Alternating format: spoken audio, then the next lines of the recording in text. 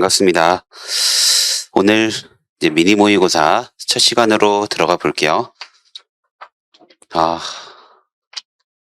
참, 이제 오늘 저도 참 설레는 날이기도 하고 좀 그래요. 이제 미니 모의고사를 한 4년째 하고 있는데 설레는 건 이제 여러분들이랑 또 공부를 이렇게 매일 할 수 있다는 건 설레는 데 있죠.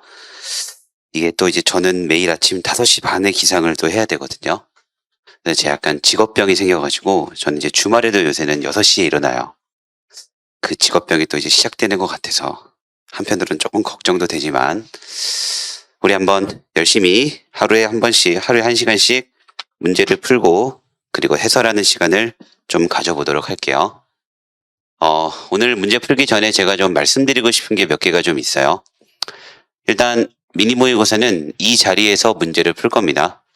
따로 뭐 문제를 풀어오실 필요는 없고 10분에서 12분 정도, 보통 10분 정도 드릴 거예요. 문제를 풀고 남은 한 4, 50분 동안 제가 직접 해설 강의를 해주는, 그럼 여러분들이 문제풀이를 들으실 때는요, 이제부터는 맞추는 게 중요한 게 아니에요. 문제를 맞춘다 틀린다를 우리는 여기서 하는 게 아니고 어떻게 기준을 잡고 풀고 있냐를 보는 거예요.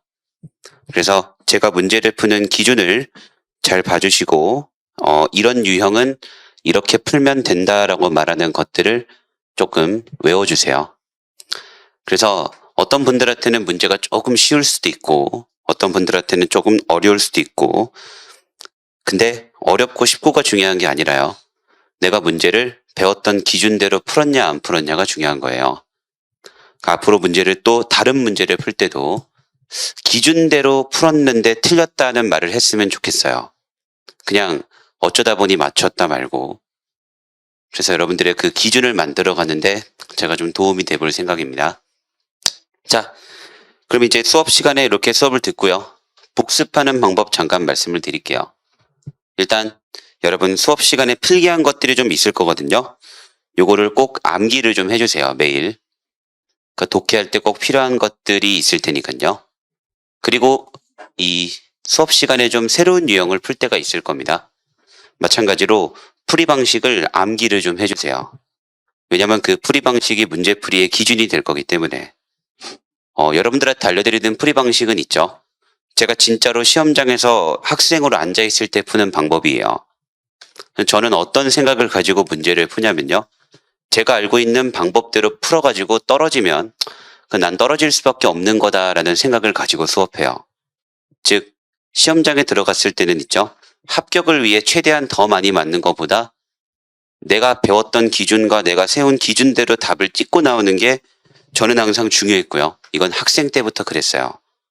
학생 때 공부를 할 때부터 저는 수업, 어떤 수능 시험이든 모의고사든 뭐든 볼 때 내가 그 시험이 끝나고 내가 배운 기준대로 문제를 다 찍고 나왔는지 아니면 어설프게 맞추려고 오버하다가 나왔는지, 저한테는 딱 이 두 가지였어요.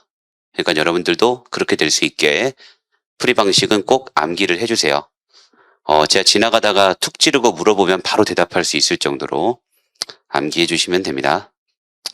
그리고 마지막으로 이런 건 할 필요 없습니다. 지문을 보면서 있죠, 그냥 한 문장 한 문장을 다시 한번 읽어보는, 안 하셔도 돼요. 시간만 오래 걸리고 괴롭기만 합니다. 그런 거 할 필요 없고 다시 지문을 보시면서 선생님이 말했던 기준대로 다시 풀리는지 요것만 한번 확인해 보시면 돼요. 그래서 이렇게 생각하고 답을 이렇게 찍는다고 했구나 라는 것만 좀 봐주시면 되겠습니다. 오늘은 첫 시간이잖아요. 자유롭게 한번 문제를 풀고 제가 그 다음에 풀이 방식을 설명해 드리고 한번 풀어 드릴게요. 자, 1회라고 돼 있을 거예요. 보시면 처음에 12분이라고 돼 있을 겁니다. 근데 우리 10분만 한번 풀어볼게요. 자, 10분 드릴 테니까요, 4문제거든요. 아마 시간이 굉장히 남는 분들이 있을 겁니다. 그런 분들은 우리 구문 시간에 배웠던 방법대로 읽으면 어떻게 읽을 수 있었는지도 한번 고민해 보시고 답을 한번 찍어 보겠습니다. 자, 10분 드릴게요. 바로 시작해 주세요.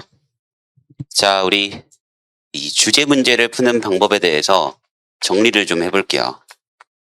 그리고 제가 또 보여드리겠습니다. 주제, 제목, 요지, 요런 문제들. 일단 그 설명하기 전에 잠깐 말씀드리고 싶은 건 있죠. 이게 주제 제목 요지 같은 문제에 대한 설명을 잘못 들었던 분들이 어떤 생각을 갖고 있냐면 주제 문제랑 제목 문제는 다른 거다 이런 생각을 하시는 분들이 있어요. 그래서 영어를 좀 공부하셨던 분들 중에는 이렇게 얘기하는 분들도 있습니다. 선생님, 전 주제 문제는 풀 줄 알겠는데 제목 문제는 어렵다라고. 그건 잘못된 거예요. 왜냐하면 주제나 제목이나 요지를 묻는 건데 그 둘을 다른 문제라고 생각했다는 것부터가 우리가 지금 문제를 풀 때 기준이 없었다는 걸 뜻할 수도 있습니다. 그래서 그런 문제들은 다른 문제가 절대로 아니에요. 우리가 할 일은 뭐냐? 첫 번째, 첫 두 문장에서 소재를 잡는 거예요. 우리 배웠던 방식대로. 그리고 아직은 다 배우진 않았지만 중간중간 제가 알려드리기도 할 거고, 그 다음에 수업 시간에 정규반 때도 나중에 배울 거고, 플러스 글의 구조의 단서를 생각해 보는 거예요. 이 글의 구조는 이런 구조가 될 수 있겠다라는 단서를 잡는 거죠. 만약에 글의 구조의 단서가 보인다면요, 그 글의 구조의 단서를 가지고 다음 내용을 생각하고 글을 만들어 가시면 되고요. 그게 보이지 않는다면 그냥 첫 두 문장 소재가 이 지문의 주제일 수 있겠다라고 생각하시면 돼요. 핵심 소재가 될 수 있겠다고. 자, 그런데 두 번째로 여러분들이 신경 써야 되는 거 있습니다. 한 문장 한 문장을 잘 읽겠다라는 태도가 아니라 지문의 중간에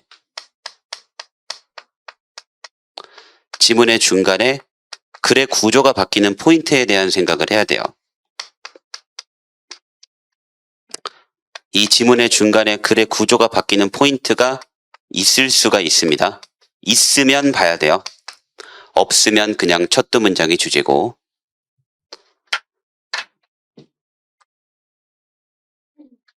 자, 그래서 우리는 어떻게 한 문장 한 문장을 읽어내려가냐가 아니라 그 다음 문장에 이런 게 있냐 없냐를 가장 중점적으로 보는 연습을 할 겁니다. 자, 그리고 세 번째, 이럴 수가 있어요. 선생님, 첫 두 문장만 가지고 찍으려고 하니까 답을 못 찍겠다. 또는 첫 두 문장을 가지고 찍으라고 하시니까 정답이 여러 개인 것 같다. 뭐 여러 가지가 있을 수 있겠죠. 제가 말씀드리고 싶은 건 그럴 때는요, 주제문이 되는 표현을 보는 거예요.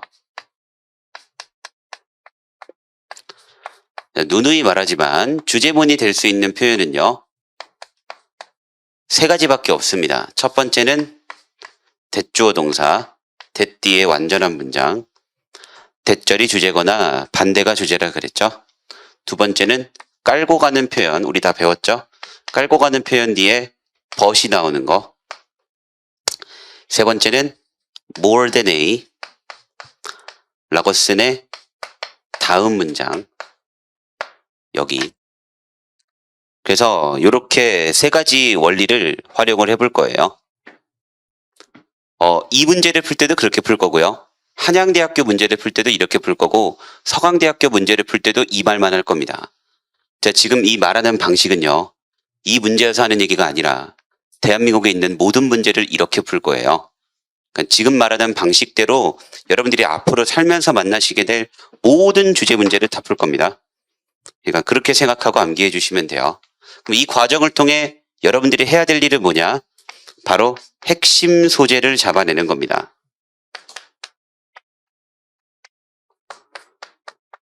핵심 소재란 이 지문을 이끌어 나가는 핵심 소재를 잡는다. 어떤 소재가 이 지문을 이끌어 나가는 소재인 것인가를 잡는 게 우리가 결국에 할 일이라고 보시면 돼요. 주제문에는 반드시 이 핵심 소재가 들어가 있어야 돼요. 그럼 이 말은 뭔 말이냐면요, 지문을 읽고 여러분들이 답을 찍기 전에 선지를 보면서 더 그럴싸한 걸 찾겠다라는 생각을 하는 게 아니에요. 또는 선지들을 보면서 이 선지도 헷갈리고 얘도 좀 헷갈리지만 얘는 너무 좀 구체적인 얘기 같고 얘는 좀 뭐 포괄적인 얘기 같고 다 잘못된 얘기예요. 뭐 그런 판단을 누가 해요? 아무도 할 수 없습니다. 그냥 우리의 모든 기준은 반드시 정답 선지에는 A가 들어가 있어야 되고 3번 선지가 뭐 좋든 싫든 그게 중요한 게 아니라 A가 안 들어가 있으면 절대 정답이 아니다.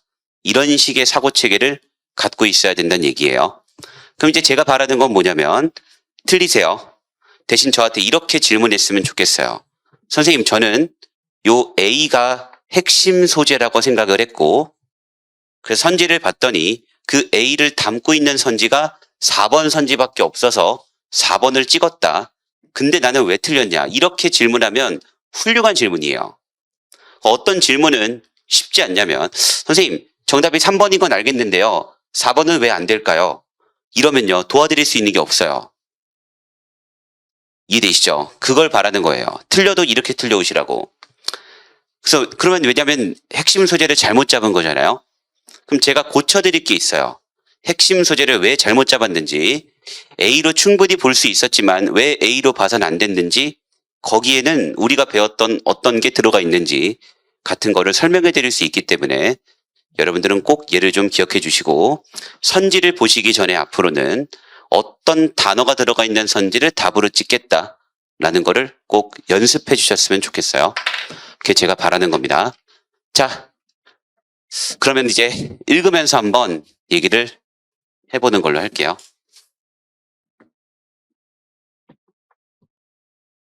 자, 1번 문제부터입니다. 1번 문제는 뭐 여러분 여기서 이제 이런 게 있어요. 이 commonly 보이시죠? 얘부터 잠깐 시작을 해보겠습니다. 이렇게 common이 들어가 있거나 아니면 막 common belief 이런 애가 들어가 있거나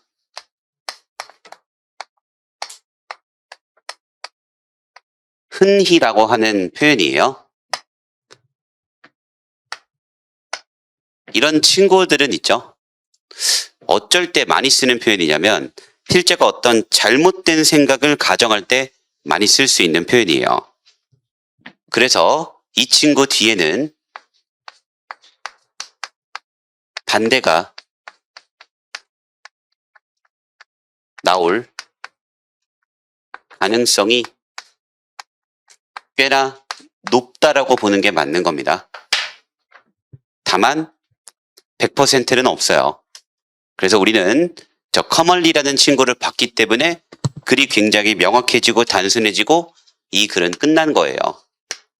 왜냐하면 그 commonly가 들어가 있는 그 문장에 that이 들어가 있고요. 여기 that는 완전한 문장이거든요. 제가 that는 완전한 문장이라는 것을 문장을 보고 알았을까요? 아니에요. 여기가 가주어고 여기가 진주어가 되는 부분이기 때문에 진주어 자리에 that절이 있으면 that는 완전한 문장이 확정이 되는 겁니다.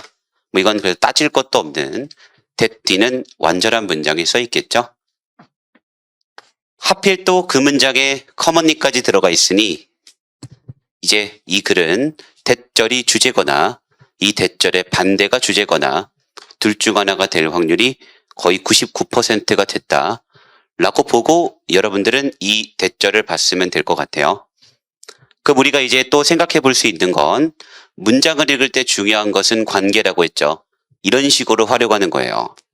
특히나 여러분들이 내가 꼭 봐야 될 것 같은 문장에서 이런 관계가 보여야 내용이 확 정리가 된다고 느껴지는 겁니다. 그럼 여기까지가 주어가 돼요. 여기가 타동사가 되고 여기가 목적어가 됩니다. 마찬가지예요. insure라는 단어를 보통 문법에서는 5형식에서 배우는데 그 5형식이 썼네 이런 게 아니라 3형식이잖아요. 그러면 자 필요, 반영, 포함, 사용, 요구 같은 뜻 아니면 그냥 원인과 결과 아닌가요? 그래서 저는 이 첫 번째 문장부터 이미 어떤 게 생겼냐면 기억하는 행위와 음악과의 관계고 기억하는 행위 덕분에 더 완전한 지식이 가능해진대요. 음악에 대해서. 그러면 memorizing 덕분에 음악에 대한 지식이 더 좋아지고 음악과 연결이 더 좋아진다는 거네. 됐나요? 오케이. memorizing이라고 하는 거 덕분에 음악에 대한 지식도 좋아지고 연결도 좋아지고 이렇게 잡혔네요. 이제 이 글의 주제는 둘 중 하나가 되는 겁니다. 첫 번째는 기억하는 저 메모라이징 덕분에 음악에 대한 지식이나 연결이 좋아졌다가 주제거나, 아니면 저 기억하는 행위와 음악과의 지식과는 별 상관이 없다가 주제거나, 둘 중 하나가 주제로 끝난 거고, 자, furthermore라고 나왔습니다. 게다가라고 돼 있죠. 제 질문해 볼게요. 어차피 있죠. 글이 반대가 되지 않는 이상 가치가 없어요. 지금부터는. 얘가 주제거나 반대가 주제가 확정이 됐기 때문에 얘가 반대말의 단서가 아니면 어차피 얘는 써먹을 게 없습니다. 주제 문제를 푸는 데 있어선 그냥 같은 말이에요. 어차피 그냥 그 비슷한 얘기가 되는 겁니다. 그래서 저는 이제 반대말의 단서가 등장하기 전까지는 사실상 관심이 없습니다. 사실상 furthermore, 게다가 뭐 음악 기억하는 애기 때문에 가능한 거겠죠. 뭐 좋아진다는 얘기겠고, 뭐 그냥 그렇게 보는 겁니다. 그러면 여러분, 제가 다음 문장은 볼 것 같아요. 다음 문장은 제가 왜 볼 것 같으세요? 여기 those who 보이시죠? 바로 요거는 또 얘기를 잠깐 해보겠습니다. 여러분, 이렇게 주어 자리에 those who가 써 있잖아요. 이 보통 여러분들이 those라고 하면 복수 명사를 앞에서 받아주는 거다라고 알고 계시거든요. 뭐 그것도 맞는 말이고, 그런데 주어 자리에 those who가 나오면 얘는 앞에 받아주는 거 없이 쓰는 표현이에요. 그냥 사람들이 되는 겁니다. 앞에 뭘 받아주는 말 없이도 쓸 수 있는 게 does예요. 주어 자리에 쓰는 dos는. 그래서 주어 자리에 those who라고 돼 있다. 얘는 앞에 복수 명사를 받아주는 표현이 아니고 그냥 사람들을 나타내주는 people이나 다를 바 없는 뜻입니다. 지금 제가 이거를 그럼 왜 썼냐? 인물 집단을 후치 수식해주는 표현이 나온 거랑 똑같아요. 그리고 우리 이것도 파트 1 때 얘기했죠? 인물 집단을 후치 수식해주는 표현이 나오면 어떻게 본다 그랬냐면 집단을 나눠주는 표현이라 그랬어요. 됐죠? 집단을 나눠주는 표현이 되는 겁니다. 얘랑 반대될 만한 집단이 뒤쪽에 나올 수도 있고, 그래서 굉장히 중요한 표현이 될 것 같아요. 또 그럼 여기부터 어떤 애가 나온 거라고 볼 수 있냐면 새로운 집단이 나온 거라고 볼 수 있는 겁니다. 지문의 중간에 those who가 나오면 새로운 집단이 나온 거다라고 볼 수 있고, 그럼 여기서 우리가 또 정리가 돼야 되는 건 지문의 중간에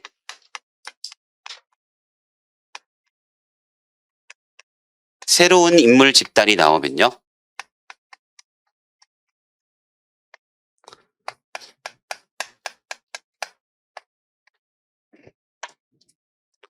둘 중 하나예요. 얘가 그냥 진짜 구체적인 인물이 되는 거죠. 구체적으로 설명해주는 인물. 뭐 그때는 예시가 되니까 같은 내용이 반복이 되는 겁니다. 아니면 얘가 진짜로 새로운 인물일 수가 있어요. 그때는 반대 내용이 나오는 거예요.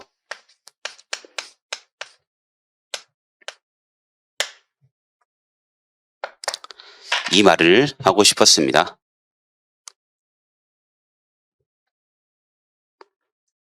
자, 그러면 여러분들은 those who possess the music in this way라는 요 말을 보는 순간 어떤 생각을 해야 되냐? 얘부터 앞에 어떤 그 방식들, 앞에 대절의 문제점 또는 앞에 대절은 잘못된 거다라는 말을 할 수도 있고 그렇지 않을 수도 있다 라고 생각하면 돼요. 그러면 그럴 수도 있고 그렇지 않을 수도 있다를 판단할 때는 어떻게 하면 될까요? 둘 중 하나예요. 메모라이징 때문에 음악에 대한 지식이 좋아진다라는 인과관계로 계속 써 있으면 계속 인과관계로 메모라이징과 뭐 이런 관계로 써 있으면 되는 거고, 만약에 이 대절에 어떤 애가 써 있으면요. 기억하는 행위와 음악과는 아무 상관없다. 또는 기억하는 행위 때문에 음악이 더 나빠진다라고 써 있으면 반대가 된 거예요. 더 단순하게 갈게요. 방금 제가 말한 그 두 개 아니면 그냥 같은 말이에요. 기억하는 행위랑 음악에 대한 지식이랑은 별 관련 없다. 기억하는 행위 때문에 음악에 대한 지식이 더 나빠진다. 이렇게 두 개로 써 있는 거 아니면 그냥 끝이에요. 같은 말이 되는 겁니다. 그게 여러분들의 어떤 사고 체계가 돼 있어야 돼요. 그러니까 제가 계속 말하지만 읽으면서 대단한 걸 판단하는 게 아니에요. 이 얘기냐 그 반대 얘기냐, 반대 얘기 아니면 같은 말이에요. 말을 이해하는 연습은 그 말을 읽는 요 단어들을 그냥 한 땀 한 땀 읽어내는 능력이 있지 않고 여기가 그 얘기거나 아니면 같은 얘기거나 이렇게 읽어내는 능력이 있다는 얘기예요. 그들이 자발적으로 진정으로 의사소통한다, 진심으로 의사소통을 하고 있다는 얘기를 보면서 여러분들이 얘를 반대말로 보는 방법은 이 대절 얘기가 기억하는 행위랑 음악에 대한 지식이랑은 아무 상관없다, 또는 기억하는 행위 때문에 음악에 대한 지식이 나빠진다 라는 얘기여서 반대말로 평가했으면 돼요. 그거 아니면 그냥 다 같은 말이에요. 그럼 이걸로는 판단 못하겠어요, 선생님? 할 수 있잖아요. 훌륭한 생각이고, 그러면 꼭 이걸로 판단할 이유도 없습니다. 왜냐하면 and가 있잖아요. and로 이어지는 두 문장은 같은 말이 될 거고, 여기도 대절이지만 여기도 대절이네요. 여기 보고 판단해도 되겠네요. 여기 보고 또 뭐 하면 되죠? 앞에 첫 번째 대절이랑 반대말인지 아닌지만 판단하면 돼요. 여러분, 제 사고 체계는요, 내가 잡은 그 말과 같은 말이냐 반대말이냐 말고는 없어요. 뭐 대단한 무엇인가를 훌륭하게 읽어낸다는 생각 자체가 제 머릿속에는 없습니다. 자, 지금 다시 말하지만 이런 얘기는 서강대학교 문제를 풀 때도 똑같을 겁니다. 자, 대절 musicians who achieve this. 여러분, 이것을 성취한 음악가들, 또 인물 집단을 후치 수식하는 건 제가 원인이다라 그랬죠? 성취했다 원인. 그러면 더 잘할 수 있다니까 이거는 못한다는 얘기가 아니죠. 그러니까 계속 같은 말이고, moreover가 나왔기 때문에 또 같은 말이에요. 게다가부터는 반대가 될 수가 없거든요. 되셨나요? 그럼 자, 제가 이 지문을 판단한 원리를 잠깐 보여드릴게요. 첫 문제에서 좀 길게 한 겁니다. 첫 번째 대절을 보면서 얘가 주제거나 반대가 주제라고 생각했고, furthermore가 들어간 문장은 어차피 같은 맥락이에요. 반대말 아니면 얘가 주제이기 때문에 얘는 뭐 볼 가치가 없습니다. 세 번째 문장을 갔더니 인물 집단이 새로 등장했어요. 여기선 한 번쯤은 봐야 됩니다. 반대가 될 수도 있으니. 근데 얘도 읽어보고 여기 대절도 보니 더 잘할 수 있다는 얘기니까 그게 반대가 될 것 같진 않아요. 그래서 반대가 되지 않겠다. 그럼 첫 번째 대절이 주제겠네. 근데 그 다음 문장을 보니까 moreover가 보여요. 얘부터는 또 얘는 furthermore랑 똑같은 뜻입니다. 그러니까 절대 반대가 나올 수가 없어요. 그러면 얘가 주제예요. 그래서 저는 memorizing이 주제, 원인, 그리고 음악에 대한 지식이나 연결이 좋아진다가 결과로 써 있는 애를 답으로 찍어 볼 것 같아요. 자, 1번 선지로 가보겠습니다. 이런 거 제가 팁 드리는 거는 잘 기억해 주세요. 여러분, 1번 선지에 여러분들 제일 눈여겨보셔야 되는 게 new예요. new가 되려면 과거, 현재 비교일 때 되는 겁니다. 여러분들이 new가 들어가 있는 선지를 정답으로 찍는다는 건 그게 과거, 현재를 비교하고 있기 때문에 찍으면 돼요. 그거 아니면 안 찍으시면 됩니다. 그래서 이건 뭐 됐고, 여러분, memorizing 능력을 낮춘다예요. 완벽하게 정반대죠. 능력이 좋아진다가 돼야 되는데. 여러분, 3번 선지입니다. 음악성과 음악적 커뮤니케이션을 강화시키는 방법들. 자, 문제를 잘 읽고 그냥 푸시는 분들이 이런 선지를 헷갈려 하는 거예요. 그게 문제입니다. 뭔가 음악성이 좋아지는 방법에 관한 얘기 아니야? 이렇게 되는 순간 지옥이 되는 거예요.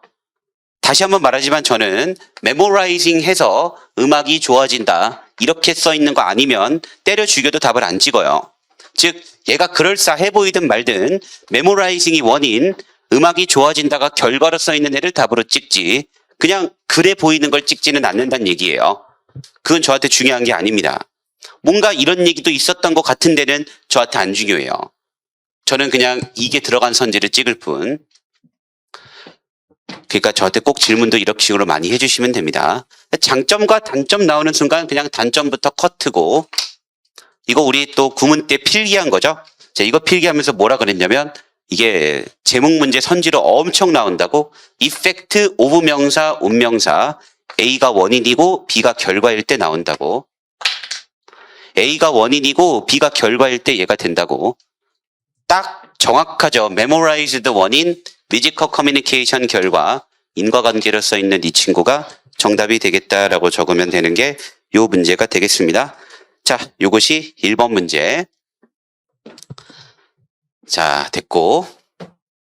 여러분, 이런 원리처럼 읽을 거니까 이제 2번부터는 조금 빠르게 해볼게요. 자, 2번 문제를 딱 봤을 때는 여러분들 첫 번째 문장부터 뭐가 보이시면 되냐? most가 보이시면 돼요. 그래서 다시 한번 우리가 생각해 볼 건,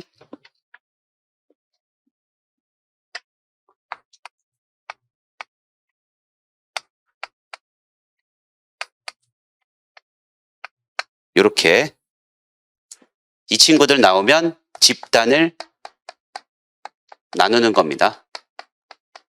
그 말은 뒤에 반대 집단이 나올 수도 있다라는 거고, 그 말은 뒤에 반대 집단이 나올 수도 있다라는 거고, 만약에 반대 집단이 뒤쪽에 나오면 비교 대조가 되는 겁니다.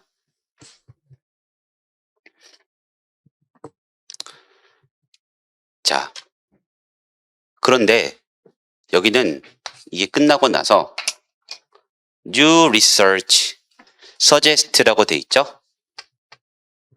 연구가 시사한다라는 요 얘기를 본 순간 이 부분이 뭐가 되는 거냐면 연구 결과가 되는 거예요.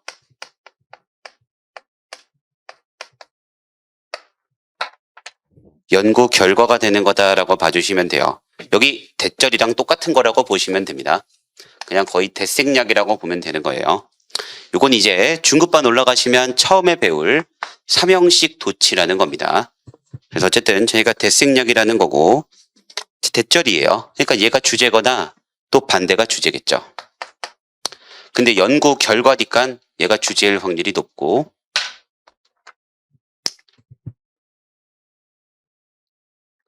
자, 그러면 여기 대절에서 뭔가를 잡아야겠네요. 그럼 여러분 제가 보는 건 most people이 likely to do a favor를 보는 게 아니라 저는 여기 when절을 볼 것 같아요. 저는 여기 when절을 볼 것 같고 요청이 받아들여지는 겁니다. 그 중에서도 오른쪽 귀로 rather than 뭐뭐라기보다는, 왼쪽 귀로라기보다는 오른쪽 귀로가 되어 있습니다. 그럼 여러분 오른쪽 귀와 왼쪽 귀는 어떤 관계가 될까요? 반대 관계가 되는 겁니다. B rather than A라고 되면 A라기보다는 B고, 제가 이거를 말하면서 꼭 하는 얘기는 둘은 반드시 반대 관계로 본다. 그러면 이 문장이 무슨 뜻이냐면 오른쪽 귀로 요청이 받아들여졌을 때 사람들은 도움을 준다거든요. 여기에는 어떤 말까지 내포되어 있을까요? 왼쪽 귀로 도움을 요청받으면 도움을 잘 주지 않을 것이다까지가 내포되어 있는 거예요. 오른쪽 귀로 요청을 받았을 때는 대부분의 사람들은 도움을 준다, to do a favor가 되는 거고, 이 말은 얘랑 반대가 왼쪽 귀이기 때문에 왼쪽 귀로 도움을 요청받게 되면 사람들은 잘 도와주지 않을 수 있다. 여기까지가 이미 들어가 있는 겁니다. 둘은 반대이기 때문에. 그럼 뭐 오른쪽 귀로 요청받았을 때 원인, 결과, 도움을 준다네요. 자, 지금부터 제가 주제거나 반대가 주제겠네요. 이건 더 간단한 문제가 됐어요. 여러분, 만약에 저 말에 반대가 나온다면 무조건 뭐에 관한 얘기가 나와야 되죠? 왼쪽 귀에 관한 얘기가 나올 거예요. 그럼 이제부터 이 지문 어딘가에, 아니 근데 알고 보니까 왼쪽 귀로 도움을 요청했더니 더 잘 도와줬다라는 얘기가 써있지 않는 이상 얘가 주제예요. 이거는 지금부터 이 지문의 길이가 40줄이 되든 50줄이 되든 똑같은 겁니다. 60줄이 되든 똑같고. 그러니까 여러분 모든 독해는 원래 이런 식이었어요. 그래서 여러분들이 읽어야 되는 글이라는 게 복잡한 영역이 아니에요. 생각하는 영역이고 판단하는 영역이지 복잡하게 뭔가를 대단하게 봐야 되는 게 아닙니다. 이제부터 저한테는 이 글의 주제는 진짜로 둘 중 하나예요. 오른쪽 귀로 도움을 요청하면 도와준다. 아니면 왼쪽 귀로 도움을 요청하면 도와준다. 반대말이 나오면 두 번째가 주제가 될 거고 반대말이 안 나오면 얘가 주제가 될 겁니다. 또 새로운 또 루카 토마시 이런 훌륭한 분들이 나오네요. 이 분들이 관찰해가지고 어쩌고 저쩌고 이건요 연구에 관한 얘기고 여러분들이 확인해야 될 부분은 연구 결과가 어디 써 있냐라는 겁니다. 그리고 그 연구 결과가 여기 써 있거든요. 어차피 여기 오른쪽 귀로 했을 때 더 그랬다고 돼 있죠.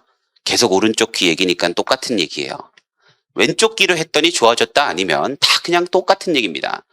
이 결과도 돼 있네요.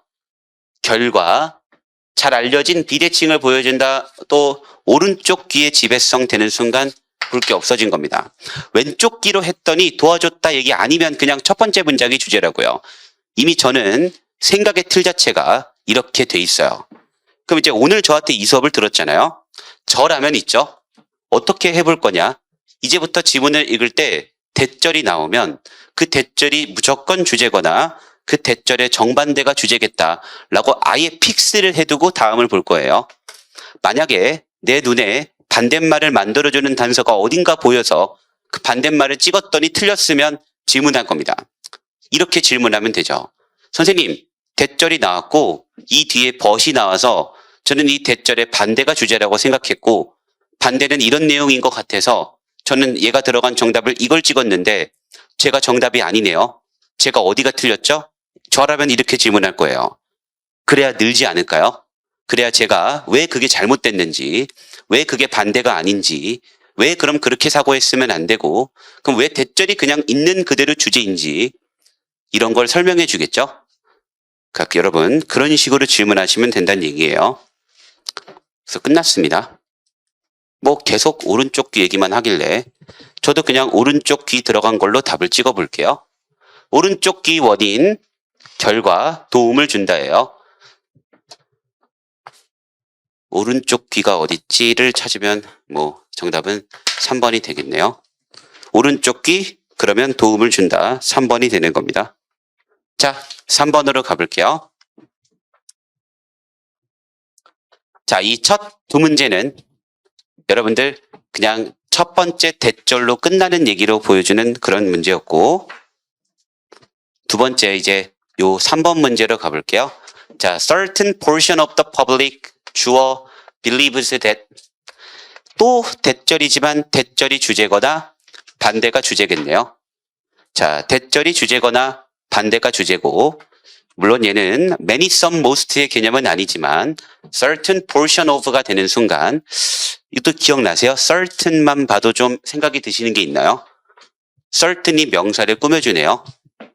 그리고 그때는 어떤이라 그랬고 제가 여러분들한테 그때 어떤 얘기를 했냐면 이 친구는 부분 집단을 나타내주는 표현이라고 그게 우리가 얘를 어떤 특정한이라고 배우는 이유라고 그럼 certain portion of the public이 되는 순간 대중들 중 일부가 되는 겁니다.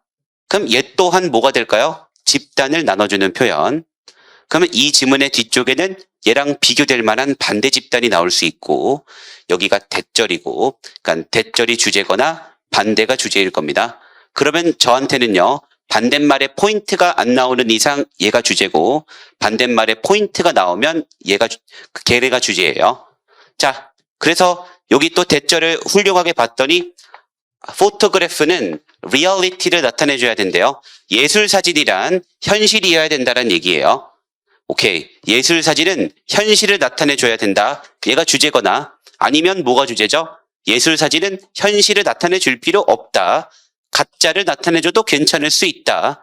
이런 게 주제가 되거나 둘 중 하나가 주제가 될 겁니다. 오케이. 이렇게 머릿속에 이것이 잡혀 있다면 자, 한 가지 포인트를 빠르게 정리를 해볼게요. 이 얘기는 또 구문 파트 2 가면 중급반 이제 올라가신 분들은 파트 2에서 한번 꼭 다룰 얘기 중 하나예요. 자, 지문의 중간에 비록 일지라도에 해당하는 표현이 등장했을 때입니다.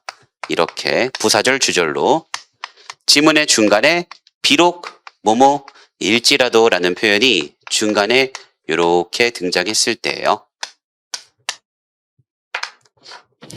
우리 구문책에도 이 패턴을 가진 문장 하나 있을 거예요.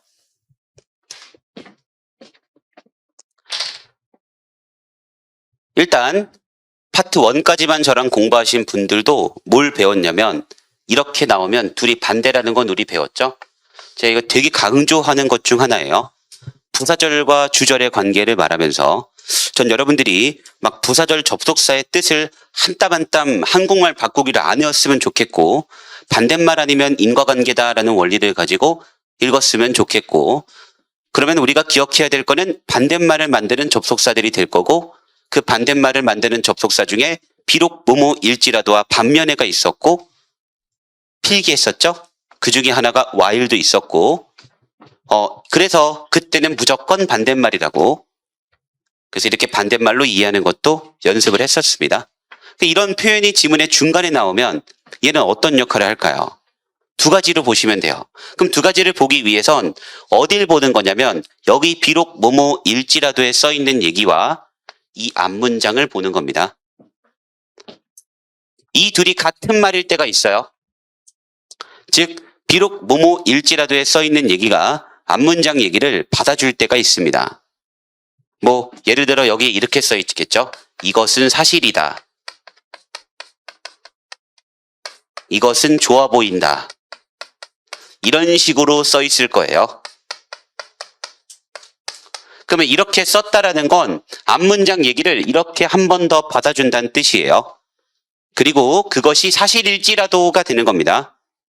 그게 맞다 쳐도가 되는 거라고 보시면 돼요. 자, 그럼 얘네 둘이 이렇게 같은 말처럼 이어지는 순간 어떤 일이 벌어지자면 얘네 둘도 반대인데요. 얘네 둘이 같은 말이니까 얘네 둘도 반대겠죠? 이 말은 비록 뭐뭐일지라도가 들어가 있는 문장에 주절부터 그런 반대가 될 수 있다는 뜻이에요. 그러나와 같은 표현이 없어도 그러나처럼 쓴 however 같은 표현이 없어도 이렇게 비록 뭐뭐일지라도라는 표현이 나왔을 때는요. 그 부분의 주절부터 그런 반대가 될 수 있습니다. 반대말의 포인트 중 하나가 지문의 중간에 비록 뭐뭐일지라도가 나왔을 때예요. 이렇게 정리해달라는 얘기예요.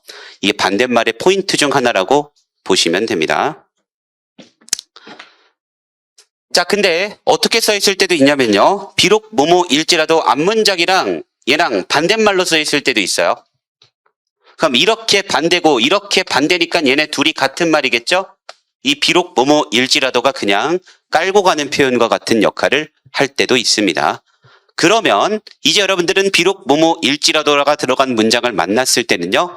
이 부분 얘기가 앞이랑 같은지 반대인지를 봐야겠네요.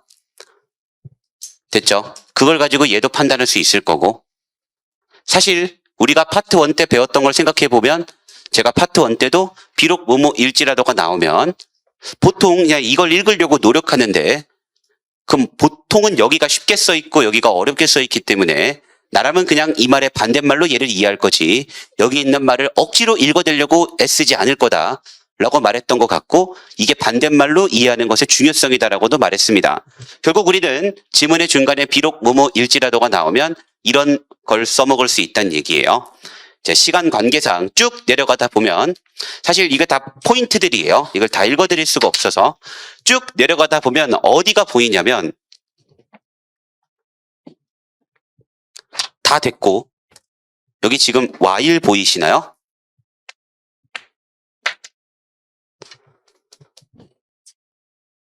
이런 게 포인트가 되는 겁니다. 이런 게 while 이것이 사실인 것처럼 보여도가 되는 순간 같은 말이에요. 이것이 사실인 것처럼 보여도가 되는 순간 앞문장을 받아주는 거고 이 둘은 반대가 되는 거고 얘네도 반대가 되는 거고 반대말의 포인트가 while 되는 거고 그러니까 우린 어떤 생각을 하는 거죠? 첫 번째 문장의 대절의 반대가 얘겠다라고 하는 겁니다. 첫 번째 문장의 반대, 첫 번째 대절의 반대가 이 친구겠다라고 보면 되는 거고 그렇다면 이 글의 주제는 사진은 예술 사진은 현실을 있는 그대로 표현할 필요는 없다라는 얘기가 될 수 있겠네. 이렇게 머릿속에 잡히면 됩니다. 예술은 현실 그대로를 정확히 표현할 필요는 없다. 이렇게 봐도 되고 여기 있는 얘기가 이 말의 반대라고 봐도 되고요. 이 말의 반대가 얘니까 무슨 말이냐면 여기 앞에까지는 다 첫 번째 문장이랑 같은 얘기고 얘부터 이 말의 반대가 시작되는 거고 그러면 저한테 주제는 두 가지예요. 다시 예술은 현실을 있는 그대로 표현할 필요 없다. 그 말을 어떻게 썼는지 여기서 확인만 하면 됩니다. 두 번째는 여기 보니까요. 또 they believe that 이라는 훌륭한 말이 또 보이네요. 대절이. 사진은 변하면 안 된대요. 그럼 반대면 뭐죠? 사진은 변해도 괜찮다예요. 결국 예술 사진이 현실을 있는 그대로 표현해야 된다의 반대는 예술의 사진은 약간 현실을 있는 그대로 표현하지 않아도 괜찮다. 변해도 괜찮다가 되는 겁니다. 이 글의 주제는 변해도 괜찮다라고 볼 수 있고 뭐 반대라는 것만 알고 그 다음 문장으로 확인만 한다는 생각을 해도 여기 봐도 그 얘기예요. 사진은 변해야 한다. 됐죠? 그래서 이 글은 얘가 주제가 되는 겁니다. 그러면 여러분 정답에는 예술 사진 들어가 있으면 되겠고 두 번째는 변한다가 들어가 있으면 되겠네요. 오케이, 그 두 개 들어가 있으면 찍어 볼게요. 말도 안 되는 소리를 하고 있고 이것도 말도 안 되는 소리. 오케이, 예술 사진 수정을 가해야 한다. 완벽해 보여요. 여러분 4번 주관적인 기준으로 해서는 안 된다는 말도 안 되는 소리고요. 그러니까 이런 걸 또 조심하셔야 돼요. 간혹 이런 걸로 가시는 분들이 계세요. 여러분 이 다르게가 들어간 게 되려면요. 이 글이 비교 대조의 글이 돼야 됩니다. 서로 다른 두 사람을 비교하는 글이 아니면 이런 친구는 죽었다 깨나도 답이 아니에요. 그래서 사진 수정 정답은 3번이 되는 겁니다. 이런 원리다라고 봐주시면 되고 자, 그 다음에 마지막 4번 한번 해볼게요.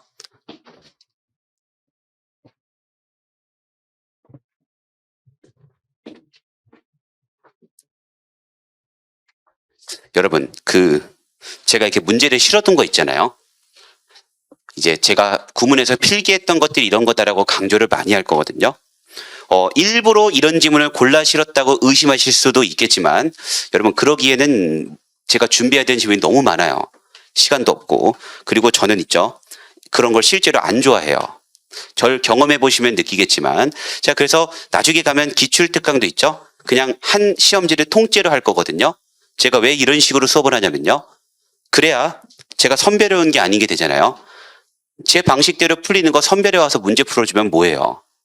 아무 의미가 없는 공부가 되는데 그래서 여러분들한테 말씀드렸던 그런 해석의 원리들은요. 실제로 많이 쓰이기 때문에 제가 수업 때 말했던 거지 그냥 그때 했던 거를 강조하려고 가져온 게 아니에요. 여러분 알면 보이는 것들이 이런 것들입니다. rather than A, B 이런 게 여러분들 만났을 때 뭐지? 그냥 이걸 볼 때 지도는 인간의 창조물이다. 이렇게 읽는 사람이 있을 거고 이 말을 읽을 때 이 말은 unbiased에 반대겠다. 지도에는 편견이 들어가 있다는 글이겠다. 이렇게 읽는 사람이 있을 거고요. 저는 후자예요. 저는 이 첫 번째 문장을 본 순간부터 이 글은 지도를 정의해주는 글입니다. 저한테 이 말은요. 인간의 창조물이라는 그 단어 뜻으로 보이지 않고 명사 보어기 때문에 지도가 무엇인지를 정의하는 글로 보이게 됩니다. 그럼 그 걔는 뭔 뜻이냐라고 저한테 묻는다면 그 뜻은 얘의 반대 뜻이겠죠. 반대 뜻이니까 이 형용사의 반대일 거고 편견이 없는 스냅샷, 편견이 있다. 오케이. 필자는 지도를 정의해주고 있고 지도에는 편견이 들어가 있다는 글이겠다. 지도에는 사람들의 생각이 들어가 있다는 글이겠네. 끝입니다. 그래서 이 글은 지도의 정의 그리고 지도에는 사람의 생각이 들어가 있다라고 볼 겁니다. 다음 문장을 봤어요. 여러분 또 제가 물어볼게요. 자, 다음 문장을 열심히 읽을 것 같으세요?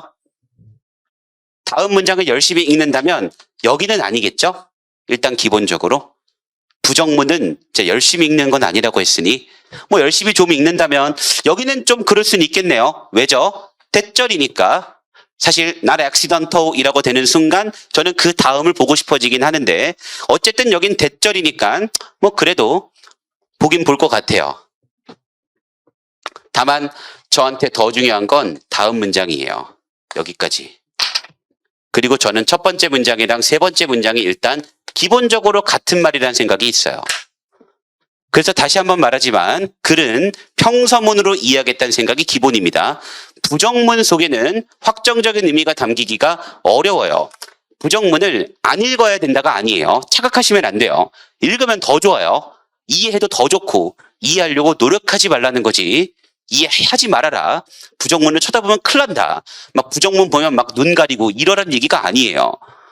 읽히는데 안 읽을 이유는 없어요. 근데 안 읽히는데 읽으려고 노력할 이유도 없다는 뜻이에요. 두 가지만 봐도 됩니다. 자, 첫 번째는 그럼 어떻게 보이냐? 아, 지도에는 편견이 들어가 있다는 거네. 걔가 뭔 뜻일까? 아, 이 뜻이네. 지도가 다시 그려진다는 거네. 정치적인 이유로. 지도는 정치적인 이유로 다시 그려진다는 얘기로 끝났네. 결국 필자가 말하는 바이어스드라는 말의 뜻은 지도에는 정치적인 이유로 다시 만들어지기도 한다가 되는 거고, 여러분 그러면 이대로 끝난 거라면 우리 찾아보겠습니다. 자, 저는 뭘 찾을까요? 지도. 물론 지도는 다 들어가 있겠죠. 사실 이런 문제면. 두 번째 뭐죠? 바이어스드, 편견이 들어가 있다. 사람들의 생각이 들어가 있다. 이렇게 두 가지로 한번 가볼게요. 자, 1번 선지, 지도는 들어가 있지만 신뢰할 만한 의사소통부터 틀렸습니다. 저는 사람들의 생각이 들어가 있다는 걸 보지 이건 아니에요. 자, 그 다음 두 번째 지도, 여기도 생각에 대한 얘기가 없습니다. 지울게요. 3번은 남겨두겠습니다. 왜 남겨두죠? 지도, 대화, 월드 폴리틱과의 이게 세 번째 문장이었죠. 저는 편견을 갖고 있다라는 얘기가 폴리틱이구나라는 걸 아까 봤습니다. 첫 번째 문장 보고 두 번째 문장 건너뛰고 세 번째 문장의 평서문으로. 4번 됐고 전쟁에서부터 틀렸고요. 이 두 개가 그나마 헷갈릴 만한 선지예요. 지도를 해석한다.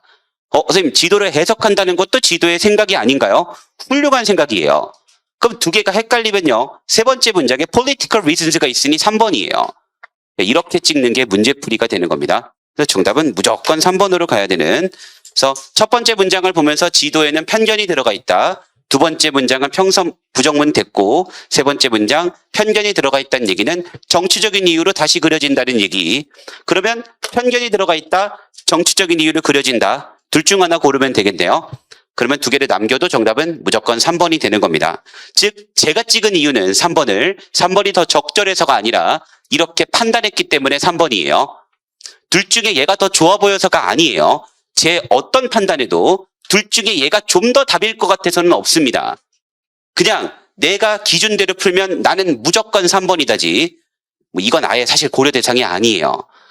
억지로 끼워 맞추면 그럴 수도 있겠다라고 고민하는 거지. 더 솔직히 말하면요. 저 혼자 문제 풀려고 그러면 아예 이런 선지를 고민하지도 않아요. 사실 3번이 답이 아니죠. 문제가 잘못된 거예요. 어차피 저한테는 기준이란 이런 겁니다. 여러분, 공부 잘하는 친구들이 이런 얘기 들어보셨나요? 이건 문제가 쓰레기라고 하는 거? 공부 잘하는 친구들이 많이 하는 얘기예요. 제가 다니던 재수학원이 있거든요. 거기가 이제 전국에서 공부를 제일 잘하는 재수생들이 모이는 학원이에요. 그 친구들이 맨날 하는 소리가 뭔 줄 아세요? 이건 문제가 쓰레기다예요. 문제가 쓰레기고 내가 잘못된 게 아니에요. 근데 걔가 그렇게 말해도 할 말이 없습니다. 왜냐면요, 걔는 모의고사 만점이거든요. 모의고사를 항상 만점 받는 애가 어떤 문제를 풀고 이건 문제가 쓰레기다라고 말하죠. 선생님도 아무 말 못해요. 왜냐면 시험지로 풀면 선생님보다 잘 풀거든요. 그 문제가 쓰레기다의 말이 뭔 줄 아셔야 돼요. 그게 기준이라는 겁니다. 내가 배웠던 문제풀이 기준에 따르면 이렇게 답이 나오는 것은 말이 안 돼. 이건 기준에 어긋난 문제야. 이건 내 잘못이 아니라 기준이 잘못됐네. 어차피 시험은 이 기준대로 낼 거고 나는 그러면 이런 문제 따위에 흔들리지 않는다. 이게 1등들이 말하는 문제가 쓰레기다라고 말하는 거의 정의입니다. 그래서 선생님들이 문제의 퀄리티를 신경 쓰는 거예요. 여러분들이 그 말을 진정으로 할 줄 아는 눈을 키웠으면 좋겠어요. 그냥 내가 틀린 문제 쓰레기 이런 거 말고 그건 내가 잘못된 걸 수도 있으니까 그 말고 진짜로 내가 이 말을 했을 때 이건 진짜 문제가 나쁜 거 맞네라는 말을 남들도 공감할 수 있는 그런 사람이 꼭 돼보세요. 그게 문제풀이의 기준이 될 거니까 여러분 복습 잘 해주시고 제가 마지막 당부의 말씀 드릴게요. 지금 많이 잘 오셨거든요. 제가 매달 모의고사를 할 때 겪는 현상인데 있죠. 초반에는 이게 의욕을 가지고 오늘도 막 이렇게 수업을 듣고 나면 막 뿌듯할 거예요. 아, 내가 아침 8시부터 공부를 하다니 정말 대단하다. 너 잘 될 거야. 막 자신감도 올라오고 좋거든요. 매달 겪는 현상이 돼 있죠. 매달 말쯤이 되면 약간 제가 스스로를 의심할 때가 있어요. 내가 약간 말 실수했나? 약간 논란이 있나? 어제 내가 뭐 학생들이 나한테 좀 실망했나? 뭐지? 할 정도로 안 올 때가 있어요. 그러니까 처음에는 막 모의고사 자리 신청이 빡세고 이러잖아요. 나중에 똑똑한 친구들은 그렇게 힘들게 신청 안 합니다. 어차피 2주 뒤면 반밖에 안 온다는 걸 알거든요. 안 그랬으면 좋겠어요. 저는 그래서 마지막까지 모의고사 자리 신청이 빡셌으면 좋겠어요. 안 비니까 자리가. 어차피 경험상 자리가 무조건 빈다는 걸 알면 뭐 앞자리 신청 안 해도 됩니다. 어차피 2주 뒤면 애들 다 안 올 텐데 뭐 그때 여유롭게 가서 앞자리에 앉아도 되잖아요. 이런 일이 없었으면 좋겠어요. 우리가 비싼 돈 내고 신청한 만큼. 그래서 같이 한번 열심히 공부해 보도록 하겠습니다. 그래서 오늘 여기까지 하겠습니다.